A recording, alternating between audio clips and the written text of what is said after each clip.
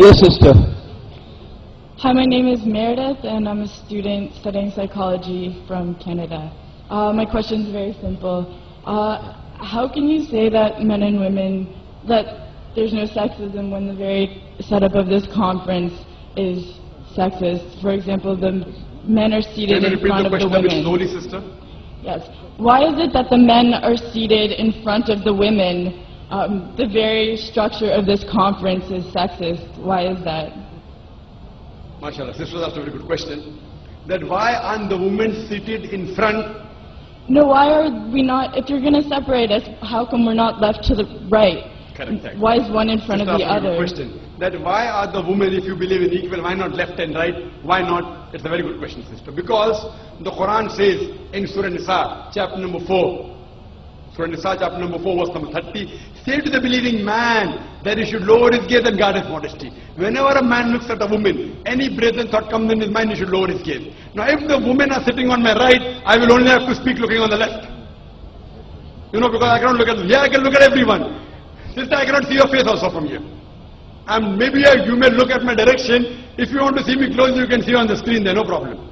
But for me, the Quran says, the moment I look at a woman, I should lower my gaze. Unless she's my wife, or she's my mother, she's my daughter. And if someone says that someone looks at a woman and nothing happens to him, then he requires a psychiatrist.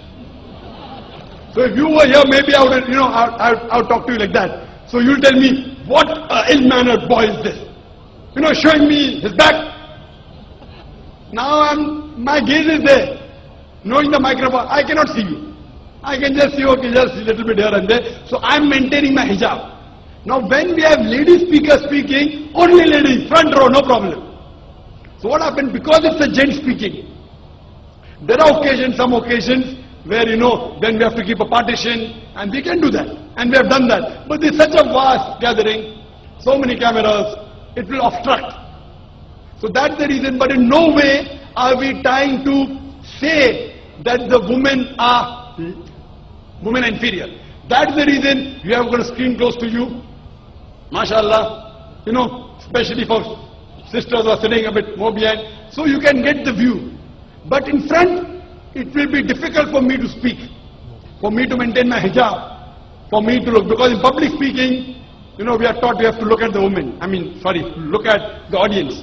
If the audience is a woman in front of me, I remember once I'd gone to the Gulf country, and I was called for a talk.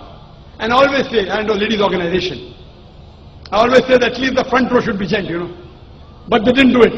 So half the talk I gave looking at the ground, and balance half looking at the ceiling, down ceiling. Believe me, I was in hell. Not because I was in company of ladies. I was in hell because half my lecture I gave looking at the ground, and half my lecture looking at the ceiling. I had to maintain my hijab. I can see here, I can talk to the person, I can look at him, I can stare at him. If he's sleeping, I stare at him, he stops sleeping, The public speaking. But with the ladies, therefore, it is for maintaining the hijab. So that's the reason, sister, it is not at all in any way trying to belittle them.